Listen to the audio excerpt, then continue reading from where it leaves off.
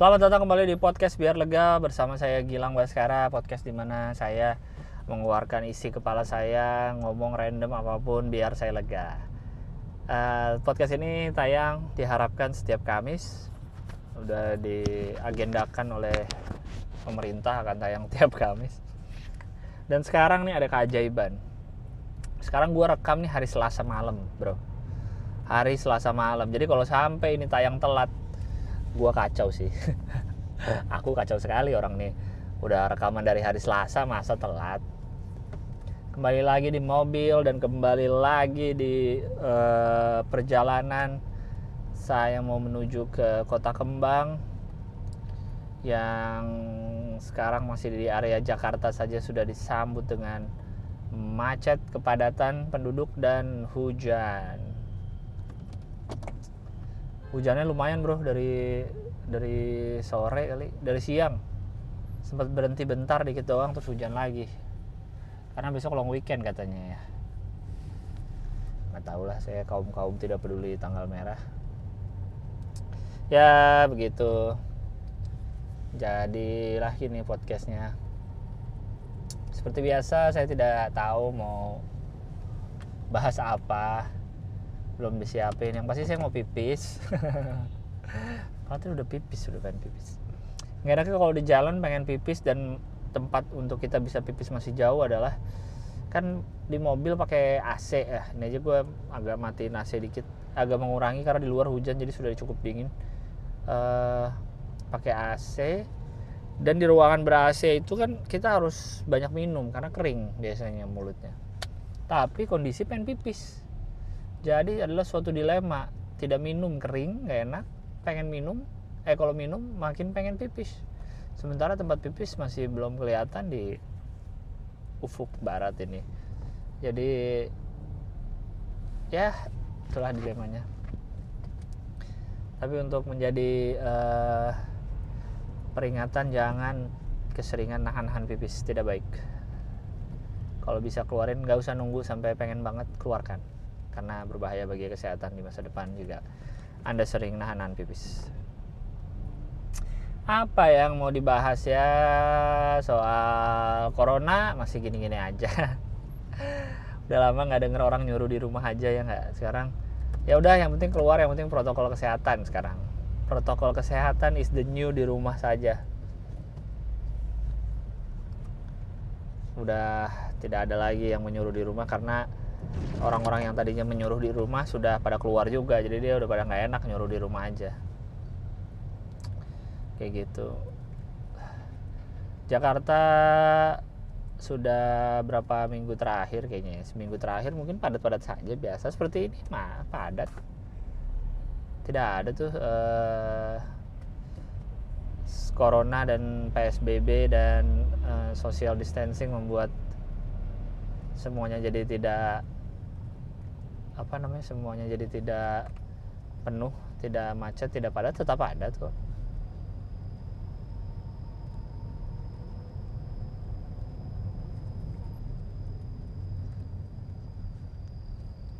Macet banget dah tol Jor. Ada tapi mau gimana lagi.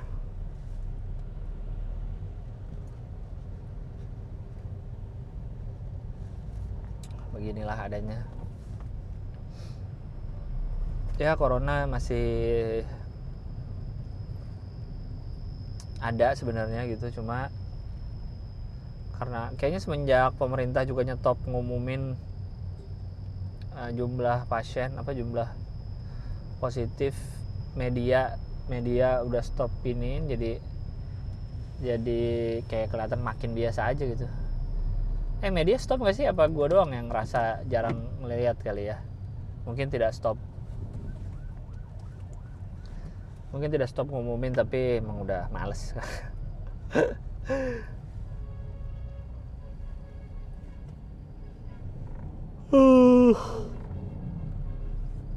Ngantuk tahu.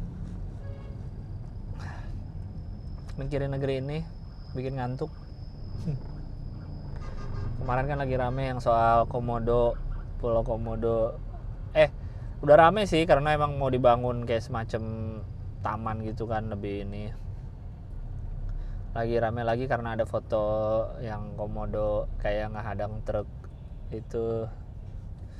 Ya nggak tahu lah, semoga baik-baik aja. Ini kan katanya kalau teman gue nge-share nih udah mau masuk kepunahan ke-6. Jadi kan ada tahap-tahap tuh kepunahan di muka bumi ini kan, hewan-hewan segala macam. Ini katanya akan masuk kepunahan ke-6. Dan kepunahan ke-6 itu karena siapa? Karena manusia. Kayak kemarin kan sempat ada karena asteroid, kayak dinosaurus tuh kan, ada karena bencana alam. Seringnya tuh karena bencana alam. Tapi yang sekarang ya dikarenakan karena manusia, kan dikarenakan kepunahan dikarenakan oleh makhluk yang katanya paling sempurna di muka bumi ini. Yang kelebihan kita dibanding makhluk-makhluk hidup lain kan selalu diajarkan kalau kita mempunyai akal sehat. Inilah hasil akal sehat manusia yang terjadi di bumi. Yes, selamat. Kalian semua adalah manusia berakal sehat yang lebih baik dari makhluk lain katanya. Gue barusan ngomong apaan ya? Kayak orang mabok gue, padahal ngantuk. Tau itu sekalian mabok. Wah. Tau gak lu jalanan macet yang jalan tersendat-sendat sebentar-sebentar doang, jalan itu malah bikin ngantuk tau, dibanding jalan kosong bisa ngebut, bisa enak. Itu nih malah bikin ngantui.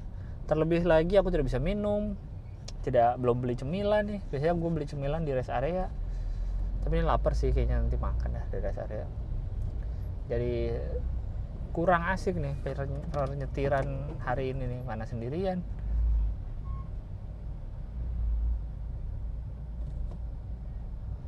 Banyak truk nih Jor tuh yang bikin dia selalu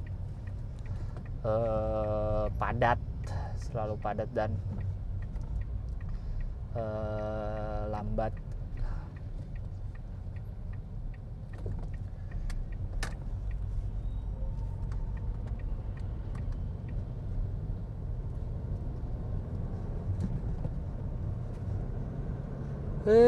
Gara-gara ada jalan jelek, truknya jadi melambat, truk udah lambat makin lambat. Nah gitulah.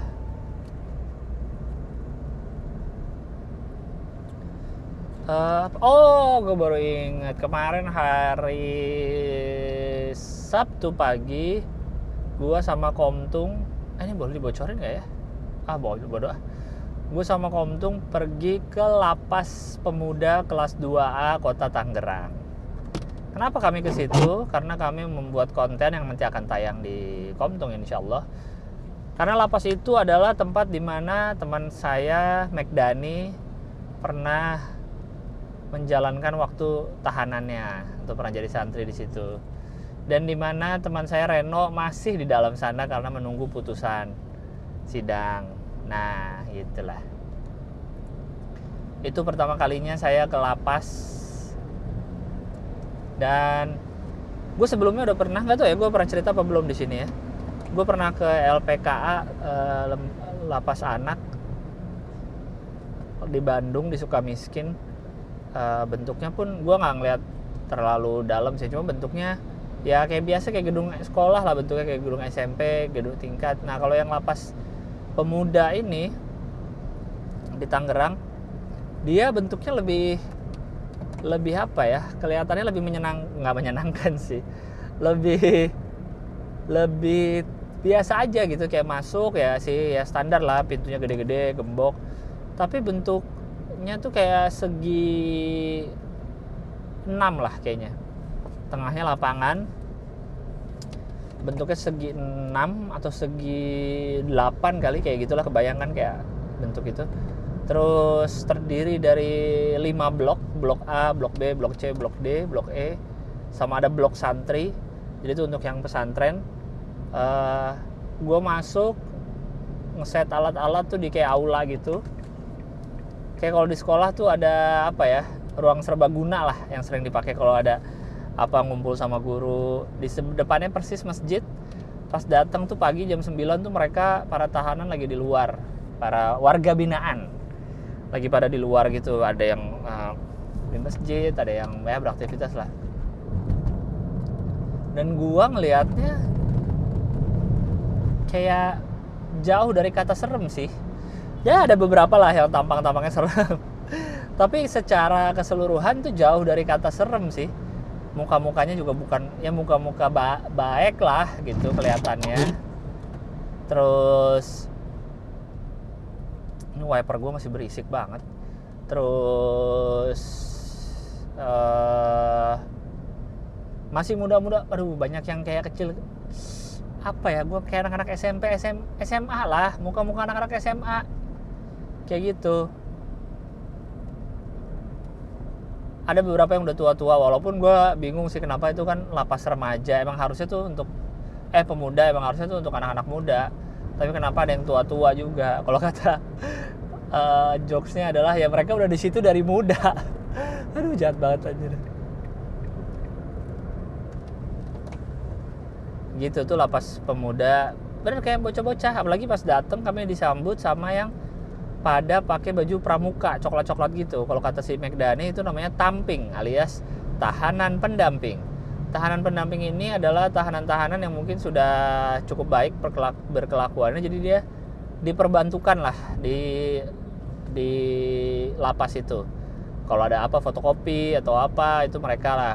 Kayak kemarin tuh kayak nyambut kita kayak jadi LO-nya gitulah. Ngangkatin minuman, ngangkatin nasi box, bikin panggung tuh mereka semua tuh. Bajunya kayak pramuka aja. Tamping namanya, tahanan pendamping. Bikin konten, bikin ada stand up kemarin ya, nanti lihat aja di Komtung lah ya. Gue tidak bisa membocorkan terlalu apa. Gue pun sebenarnya nggak ada tugas apa-apa di sana, gue cuma pengen lihat aja tempatnya McDani dan sekalian ketemu Reno juga. Kayak gitu. Jadi kalau kata McDani itu lapas pemuda salah satu yang oke karena bentuknya kayak sekolahan, benar-benar kan segi berapa tadi gue bilang, segi 7 lah, segi 8, segi 7, segi 8 atau segi 6 gitu kan. Tengahnya ada lapang luas, ada kalau yang rutan lain kan ada yang bentuknya kayak ya kayak gedung-gedung aja gitu kan, kayak padat gitu. Ini kan enggak gitu, lebih rasanya kayak sekolah aja, bentuknya kayak bentuk sekolah. Terus apa namanya, gue pengen ngomong apa tadi ya. Oh, ini ya bentuknya masih enak sih lapas pemuda ini. Lapas pemuda ini adalah peninggalan dari penjara zaman Belanda katanya. Emang dari bentuknya kelihatan sih bangunannya bangunan tua gitu. Dari bentuk-bentuknya ya, gemboknya tuh masih gembok-gembok besar yang dari zaman penjajahan. Katanya dulu si Pitung di situ juga tuh ditangkapnya, di penjaranya. Ada penjaranya Pitung gitu katanya, di blok mana gitu. Kayak gitu, lapas pemuda Tangerang. Menarik. Gue sih nggak sempet ngobrol banyak ya, karena mereka juga ya cuma ngobrol-ngobrol gitu doang sih sama mereka. Mungkin mereka juga sungkan kali ngelihat kita dari luar datang, kayaknya agak sungkan. Terus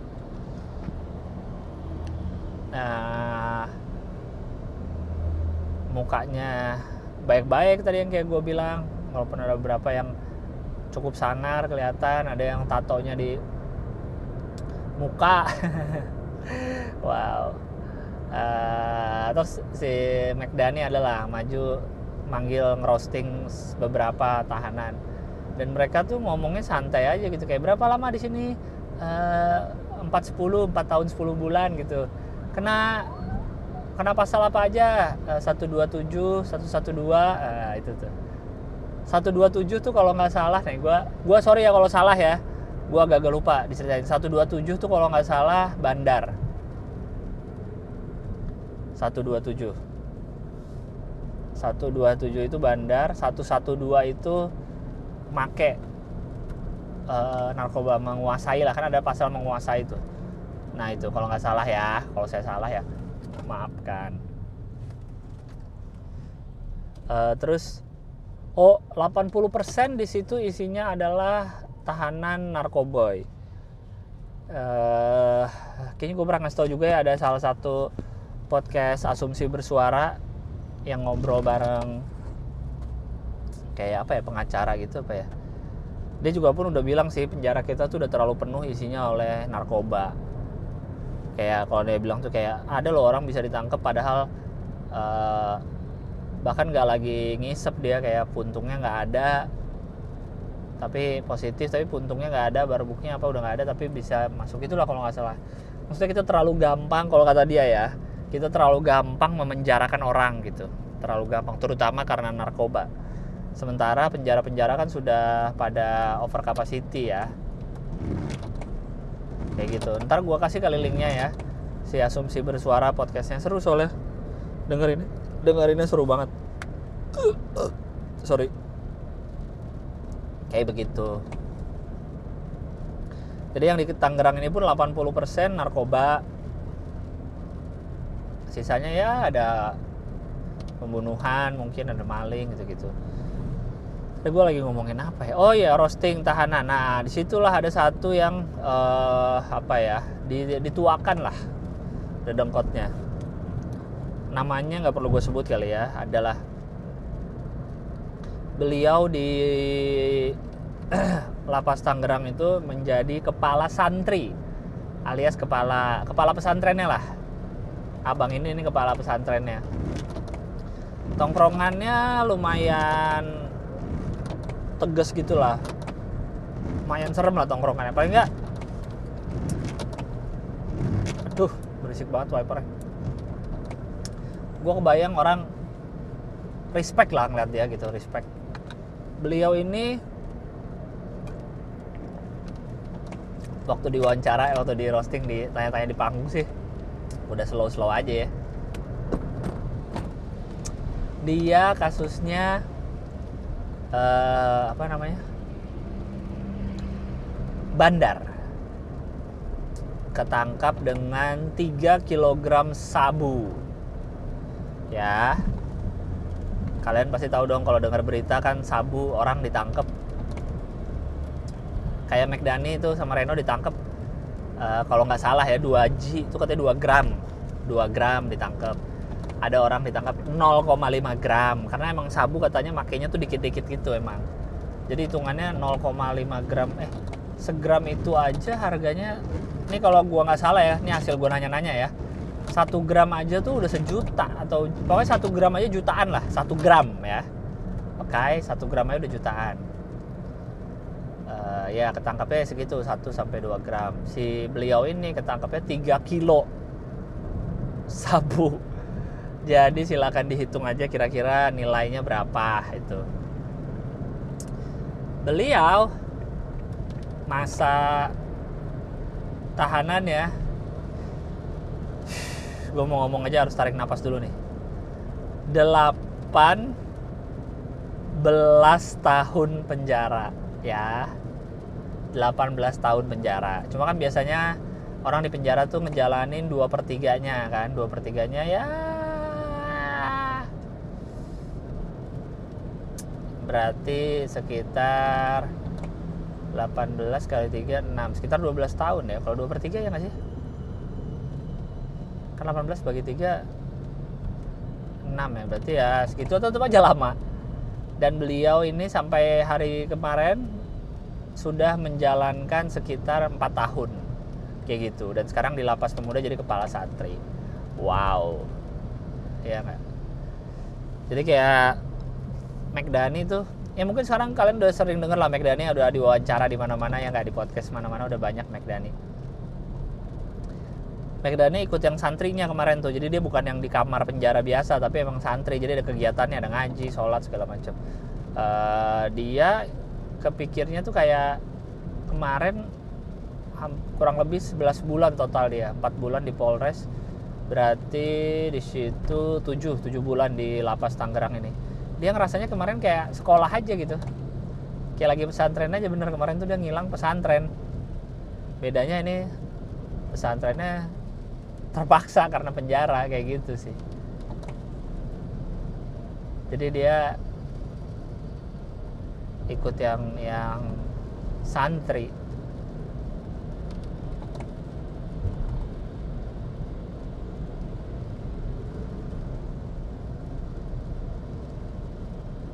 gue cukup apa ya, kayak ngelihatnya tuh wow aja sih, kayak wow, kayak gini kehidupannya di dalam. Oh, ada ruang kelas. Jadi di situ mereka berafiliasi dengan universitas apa gitu di Tangerang, gue lupa namanya, Universitas Islam sesuatu. Jadi di situ ada satu doang ruangan kelas untuk kuliah. Kuliahnya kuliah hukum, kalau nggak salah, keren ya, di penjara kuliah hukum S1. Untuk masuknya pun, untuk masuk jadi mahasiswa pun harus dites. Jadi kayak ada SPMB-nya lagi gitu, lu cocok gak kuliah. Jadi kalau McDani misalnya nyantri di situ jadi santri, nah lu bisa juga di situ kuliah. Tapi tentu ya kalau tahananmu lama ya nggak, kan kuliah 4 tahun kan. Kalau tahananmu cuma 2 tahun ya nggak bisa kuliah, nggak selesai nanti kuliahnya, udah keburu keluar. Jangan nanti kamu, saya tidak mau keluar, saya masih mau nyelesain kuliah. Janganlah. Atau dapat masa tahanan pendek, marah, saya pengen lebih panjang dong karena saya pengen kuliah di penjara. Tentu tidak. Kemarin gue lihat ada 2-3 orang lah yang lagi kuliah, mereka pakai polo shirt gitu, ngebedain lah sama yang lain. Terus kuliah, nanti kalau lulus S1-nya ditulisnya S1 dari kampus yang berafiliasi dengan lapas ini. Jadi S1-nya bukan S1 Lapas Pemuda ya kali. S1-nya S1 kampus itu. Kayak begitu. Keren bro, gue aja baru tahu loh. Waktu gue ke lapas anak yang di Bandung, gue tahu kalau tiap hari tuh ada guru dari SMA atau SMP yang tiap hari datang ngajarin mereka sekolah. Jadi ibaratnya walaupun mereka di tahanan, mereka nggak kehilangan pelajaran sekolah lah, karena gurunya ada yang datang secara rutin kayak gitu. Walaupun katanya kadang jarang datang juga sih gurunya karena jauh dan tidak ada biaya tambahan dari pemerintah. Ya nggak tahu lah, saya itu kan saat itu, mungkin sekarang sudah lebih baik karena di bawah menteri yang baru. Kalau ini ada kampus ternyata, karena ini kan hitungannya pemuda umurnya gitu. Jadi benar-benar emang benar-benar mereka di situ pemasyarakatan gitu. Insya Allah balik-balik keluar dari situ kembali ke masyarakat menjadi lebih baik lah, ada ilmunya. Pokoknya semua yang di situ ya napi, yang ada yang lagi beresin taman, gue lihat bener-benerin tanaman, ada yang bantuin masang panggung, ada yang tukang cukur. Kan gue nanya, di sini bisa potong rambut, keren kan? Ada tuh barbernya, ada satu si abangnya tuh, tatoan, pakai baju hitam. Nggak penting juga ya info pakai baju hitam, tapi pokoknya itulah. Dia barbernya bayar berapa gitu, lupa gue, 10.000 atau 20.000. Itu ada barbernya, ada yang jaga koperasi napi juga, ada yang napi tugasnya ganti-ganti, pokoknya electricity lah, dia kelistrikan, ganti-ganti bohlam, ngurusin AC, kipas angin. Nah itu ada, kemarin ketemu juga gue, itu napi juga. Jadi ibaratnya gini lah, kalau lu di kantor kan katanya, untuk yang orang kantoran ya kan, gue dengar-dengar katanya jangan nunjukin skill lain selain skill lo, karena nanti dimanfaatin ya nggak, suruh MC atau suruh ngedesain apa.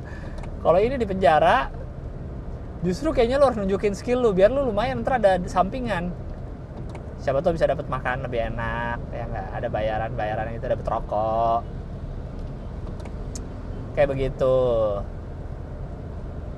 Jadi ya mengabdi juga lah, pulang-pulang dari sana. Kalau nggak salah, kalau gue dibilang ya ini nggak ada kelas khusus ya sih, maksudnya nggak ada kelas khusus bercocok tanam, kelas khusus kelistrikan, tapi ya yang skill-skillnya udah pada ada itu, ntar kadang saling ngajarin, akhirnya jadi saling bisa gitu. Mantep dah, gue dapat pengalaman baru bisa berkunjung ke sana. Semoga aja bener-bener yang udah masuk sana keluar-keluar nggak jadi lebih parah gitu kan. Kita sering denger kan cerita-ceritanya masuk sebagai pemakai, keluar-keluar sebagai bandar gitu. Mungkin ada yang kayak gitu-gitu, cuma semoga aja banyak yang bisa keluar emang jadi lebih oke gitu dengan skill.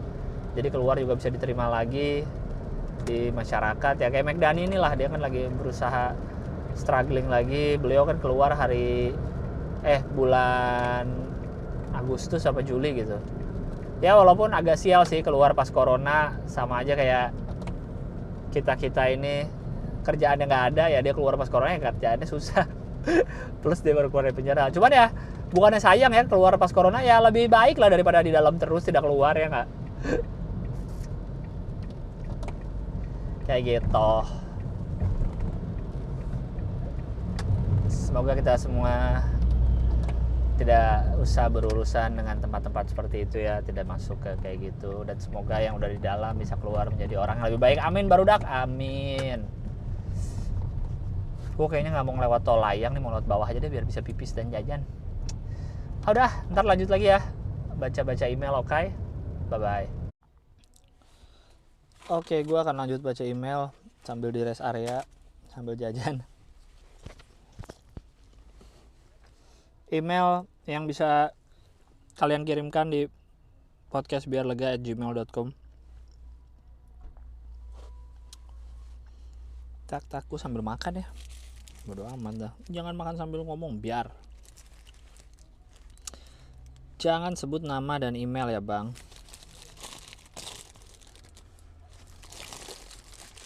Bang, perkenalkan nama gue hampir kesebut. Jangan sebut nama. Bang, perkenalkan nama gue, umur gue 22 tahun.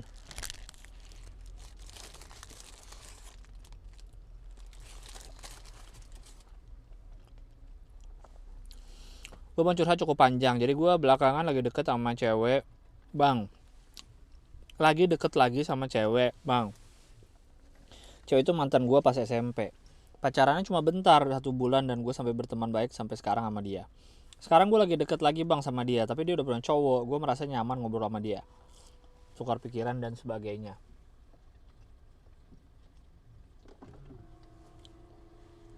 Udah 2-3 bulan ini sering banget gue jalan berdua sama dia bang, entah makan bareng atau belanja. Kadang gue belanjain dia bang, beliin makanan atau barang, hehehe.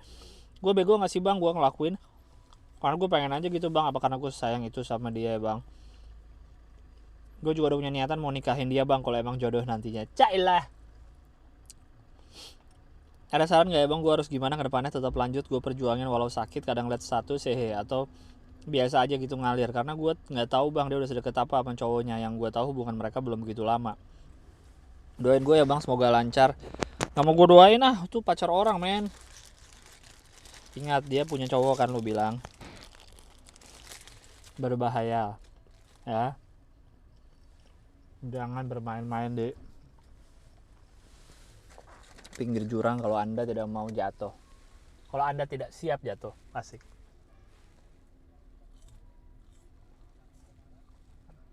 Jadi seperti itu. Ngomong-ngomong gue parkir di belakang gue ada mobil parkir nih, gimana gue keluar ya? Anjing. Ya intinya itulah. Ingat dia sudah punya cowok, hati-hati. What goes around comes around, alias ada karma. Jadi ya terserah lu lah. Kalau merasa happy. Tapi ingat, seperti yang saya sudah omongin, yang harus diturunkan adalah ekspektasi, yang harus di manage ya. Hati-hati loh. Doain bang semoga lancar. Makasih ya bang kalau udah bacain atau kasih saran. Maaf panjang bang curhatnya. Semoga bang Gilang selalu diberi kesehatan dan kesuksesan, amin. Email from episode 30. Halo bang Gilang, gue penikmat podcast lo dan nonton urut dari episode awal. Masalahnya gue baru tau podcast lo dari video Stand Up Indo Award 2019 kategori podcaster tapi komika. Walaupun lo gak menang, tapi dari semua nomine cuma podcast lo yang gue dengerin secara urut dan telaten. Yang lain kayak podcast awal minggu, DLL gue dengerin tapi sesuai yang gue mau aja. Ini email yang gue kirim ketika gue lagi dengerin episode 31 dan lagi marah juga. 31 apa ya bahasannya ya? Gue gak inget, coba gue lihat dulu ya. Siapa tahu dari judulnya gue bisa gak inget. Episode 31 podcast biar lega mana sih? Salah. Episode 31 mana sih? Marah judulnya. Gua agak lupa, ya itulah. Lagi mana juga gak tau nih. Seandainya lo pilih buat dibacain bakal ada di episode yang keberapa, haha. Ini episode 70. Alah, gue juga lupa sekarang episode berapa ini. 73. Oke, Gue cuma mau bilang thanks karena podcast lo udah menemani gue dalam berbagai keadaan. Mungkin karena bahasan lo yang relate dengan kehidupan banyak orang. Dari yang anak-anak muda yang kelahiran 90-an sampai bapak-bapak anak satu kelahiran 82 kayak gue. Oh, pantesan spesifik banget rata Anda kalian 82. Oke. Doa gue stay healthy dan banyak rezeki ya buat lo Bang Gilang. Lu 82, gue 89 bro. Jangan manggil gue Bang. Manggil D harusnya. Ada yang email subjeknya nggak ada apa-apa, isi emailnya nggak ada, kosong. Ya Allah, kamu ini nggak lucu apa gimana sih? Kalau kamu lucu aku ketawa deh. Hahaha. Oke lanjut. Kisah cinta asmara dan laut. Celah. Selamat pagi, siang, malam Bang Gilang. Mau curhat dong biar kayak orang-orang. Namaku Asmara. Cewek usia 24 tahun dan mau cerita soal cowok. Sebut saja namanya Laut. Asik, nama-nama anak senja banget. Sebelumnya mau tanya, menurut Mas Gilang bisa berhasil nggak sih kalau seorang cewek punya hubungan percintaan yang serius sama cowok, padahal cowoknya ini pernah pacaran 7 tahun, udah hampir menikah tapi akhirnya gagal dan si cowok ini diputusin? Ya mungkin aja lah, nggak ada yang nggak mungkin. Ya mungkin aja, kenapa mesti lu nanya mungkin berhasil apa enggak? Terus menurut Mas Gilang bedanya suka sama sayang tuh gimana? Dan Mas Gilang lebih milih disukai sama cewek atau disayang sama cewek? Ini pertanyaan menarik nih. Kalau suka tuh menurut gue ya, kalau ngeliat cewek cakep, gimana ya? Gue susah jelasinnya sih, karena menyangkut perasaan tuh kan seperti menjelaskan rasa air putih gitu katanya kan. Ya, asik. Kalau gue gini, sebelum sama pacar gue yang sekarang nih, gue kan habis putus, setelah terus kurang lebih 6 bulanan lah kosongnya. Lebih deh, lebih. Iyalah, pokoknya ada masa kosong dong antara gue putus dulu dan punya pacar sekarang. Saat itu gue berkenalan lah dengan beberapa wanita, suka dengan beberapa wanita, tertarik, jalan bareng, ngobrol bareng, kayak gitu. Itu gue anggap sebagai suka dan berusaha untuk mengenal lebih jauh nih gue bakal suka atau enggak, atau bakal lanjut apa enggak.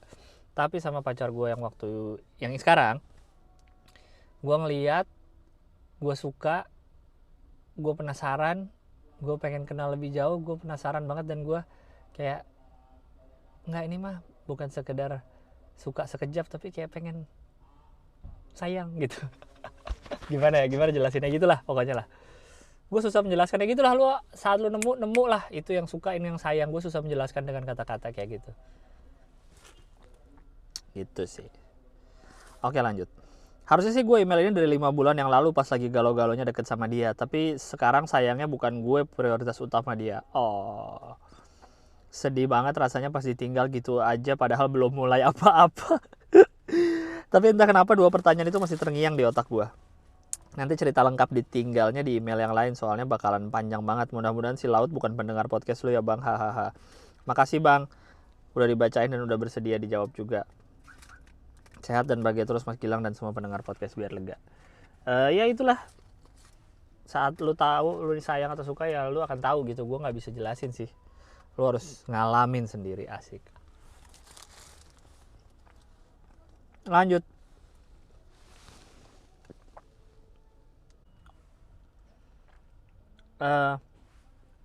Oke, udah nyala kan? Udah.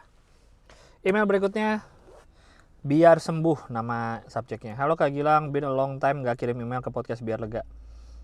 Oh, ini Mutiah yang membantu saya dalam soal perpajakan. Halo, apa kabar? Aku mau minta tolong, boleh? Aku punya asmen waktu masih kerja di kantor lama, namanya Clarissa Graciela. Asmen itu apa ya? Asisten manager, nggak mungkin MEN. Asmennya itulah. Saya kurang tahu karena tidak pernah berkantor, maaf. Saat ini beliau dan satu keluarganya, termasuk ibu, suami, 2 anak dan asisten yang menjaga anaknya, sedang diberi ujian oleh Tuhan melalui COVID-19. Wow. Ya betul, satu keluarganya positif COVID udah lebih dari 14 hari. Keluarganya sampai terakhir update kabar masih isolasi mandiri di Wisma Atlet karena OTG.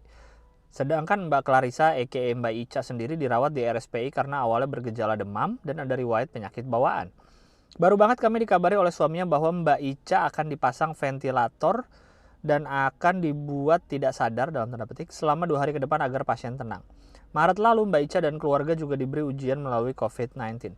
Adik kandungnya beserta suami harus dirawat terpisah sampai akhirnya dunia memisahkan mereka selamanya karena adik ipar Mbak Ica harus berpulang lebih dahulu.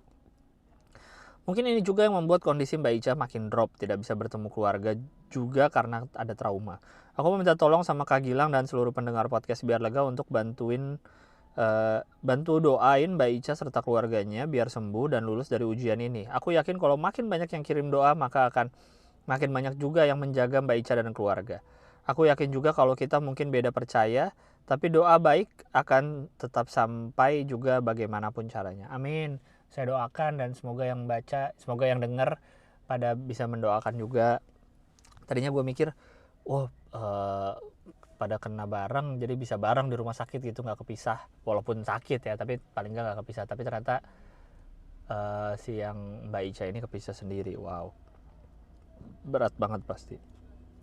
Udah mah berat di penyakit sama berat di efek samping penyakit itu ya, yang nggak bisa kerja ya, terpisah dari keluarga dan lain-lain. Itu menurut gue efek sampingnya tidak bisa diremehkan juga. Jadi itu jangan hanya sama sakitnya yang mengerikan, tapi efek sampingnya itu loh, kita nggak bisa nyari duit, jadi mungkin teman-teman jadi apa, atau tetangga jadi ngeliatin, atau nggak bisa ketemu keluarga. Itu efek samping yang juga harus diperhitungkan tuh.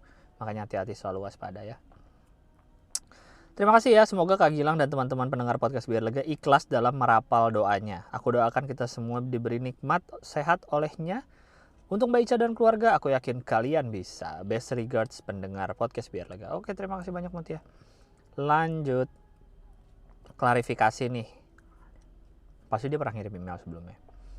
Lagi-lagi tidak perlu sebut nama gue. Ini gue ngirim email pas banget setelah gue denger episode 72. Tepat setelah dengerin email gue dibacain. Gue ini orang yang curhat tentang 4 bulanan deket sama mantan sekaligus satu-satunya teman deket gue. Tapi dia ternyata deket lagi sama cowok lain, yaitu cutting dia di kampus.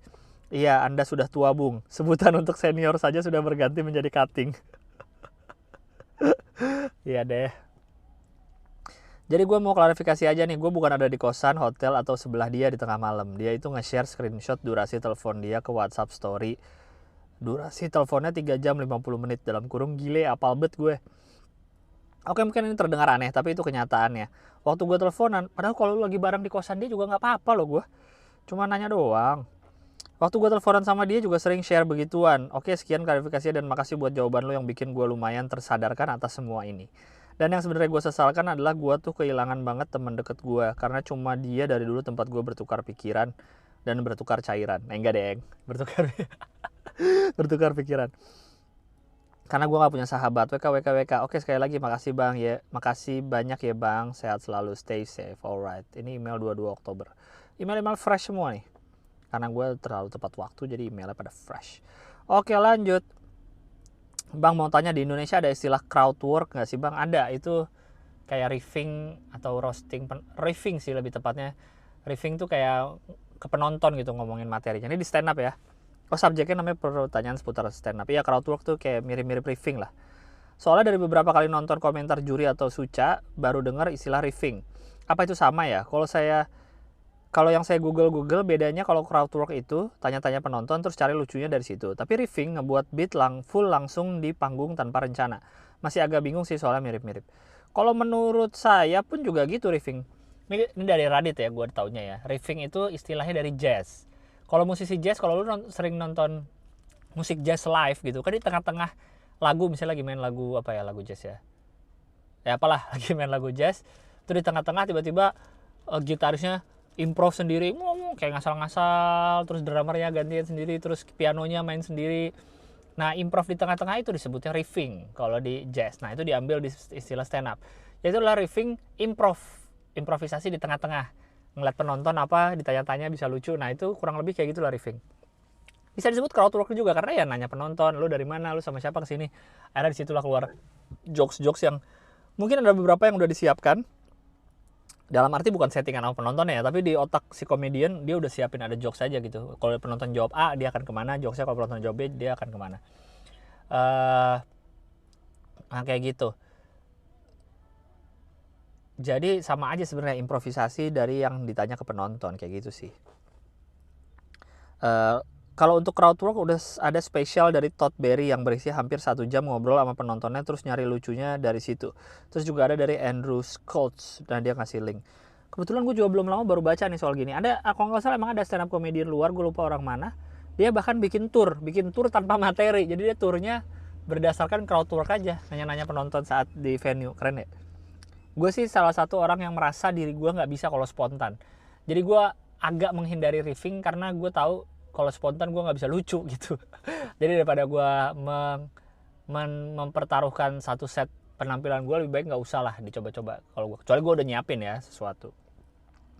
Makasih Bang Gilang, semoga kebaikan dan keputusan terbaik selalu menyertai Bang Gilbas. Wow. Dan semoga selamat setiap berpergian dan berpulang. Berpulang serem ya, kayak meninggal gitu. Oke, thank you emailnya dan thank you doanya. Lanjut. Ada banyak juga nih. Ini 22 Oktober masih. Gue minum dulu ya, bentar ya.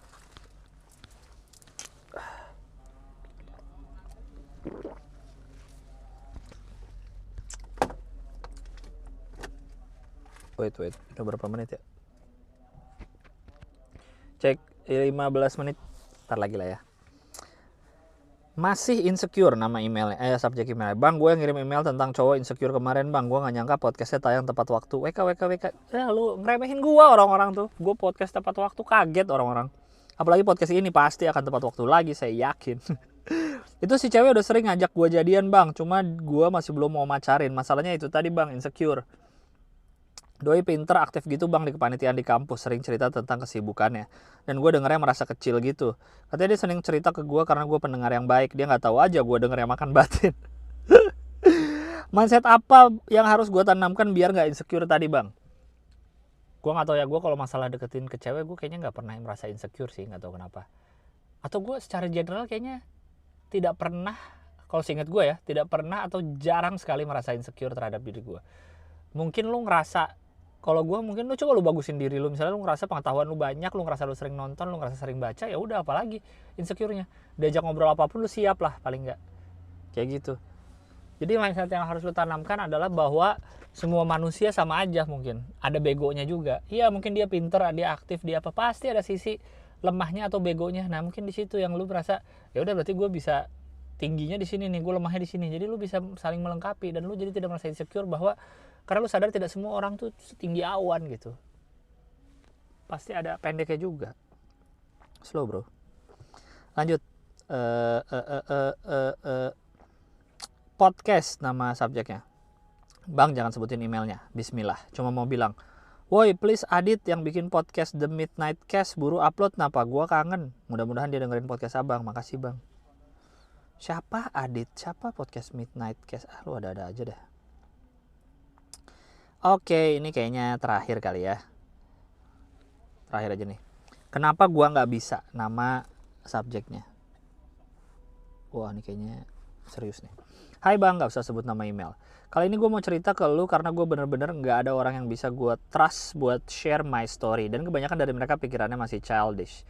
Jadi bang, gue tuh nggak pernah bisa ngelampiasin amarah gue. Soalnya mama tuh kalau gue lagi nangis bilangnya, jangan nangis. Padahal kata-kata itu yang bikin gue makin nangis.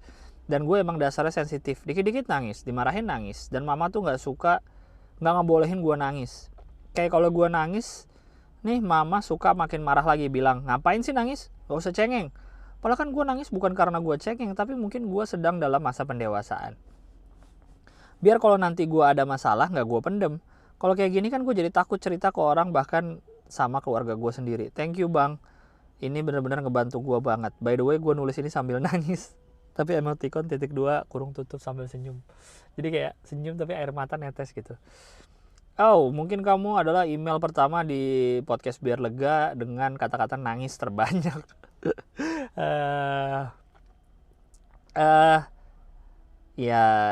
Ya mungkin tenang aja kok. Suatu hari, suatu saat, gue nggak tahu umur lu berapa ya. Pasti lu akan lepas juga dari orang tua, dari rumah lu gitu. Dan lu di situ bisa mengekspresikan diri lu sebebas-bebasnya. Dan mungkin orang tua lu, ya namanya juga orang tua lah, pemikiran beda, mereka dari generasi yang beda dari kita, lu harus maklumin. Walaupun menurut gue nangis itu suatu ekspresi yang wajar sih, kayak ketawa, sedih, marah, nangis itu tuh kayak bagian dari manusia. Kan katanya nangis tuh bukan nunjukin lu lemah, tapi nangis nunjukin kalau lu tuh manusia. Asik. Kayak gitu, menurut gue nangis sih biasa aja ya. Nggak tahu deh kalau emak lu nganggep gimana-gimana, tapi ya udah aja gitu. Kalau mau nangis ya nggak usah di depan beliau, kalau gitu cari tempat lain untuk nangis aja. Ya gitulah kira-kira. Terima kasih banyak udah email terakhir nih 23 Oktober, masih ada beberapa lagi lumayan. Terima kasih banyak yang sudah mendengarkan, terima kasih banyak yang udah kirim email. Kalau mau kirim email ke podcastbiarlega@gmail.com. Podcast ini tayang setiap hari Kamis insya Allah, jadi silahkan ditunggu. Semakin ditunggu kayaknya dia tidak muncul. Ya udah, oke deh, thank you very much, sehat-sehat selalu, jaga diri selalu, jangan aneh-aneh. Oke, sampai jumpa di episode berikutnya, bye bye.